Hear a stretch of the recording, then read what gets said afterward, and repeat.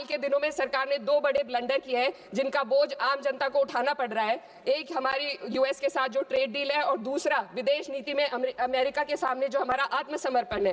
खाड़ी क्षेत्र में कभी भारत का रुख स्वतंत्र और संतुलित था, लेकिन आज हमें दूसरों के संघर्ष में उलझकर नुकसान उठाना पड़ रहा है। ईरान अमेरिका इजराइल विवाद में भारत एशिया का सबसे बड़ा नुकसान उठाने वाला देश बना है। चीन सस्ता तेल लेकर अपने नागरिकों को राहत दे रहा है, जबकि हमारे यहाँ एलपीजी और पेट्रोल की कीमतें लगातार बढ़ती जा रही है। ईरान जैसे पुराने मित्र के कठिन समय में हम खुलकर समर्थन नहीं कर सके और आज गैस आपूर्ति के लिए बार बार अनुरोध करना पड़ रहा है।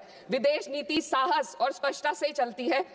इसको ईरान के शहीद supreme leader Ayatollah Ali Khamenei ji ने अपनी शहादत से साबित किया। 36 साल की उम्र के लीडर ने कभी 56 इंच की छाती का दावा नहीं किया, बल्कि जब जरूरत पड़ी तो अमेरिका के सामने झुकने की बजाय उन्होंने शहादत को गले लगाना पसंद किया। लचर विदेश नीति ने देश को महंगाई और आपूर्ति के संकट की दहलीज पर लाकर खड़ा कर दिया है। सरकार कहती है भंडार पर्याप्त है, तो कीमतें क्यों लगातार बढ़ती जा रही है।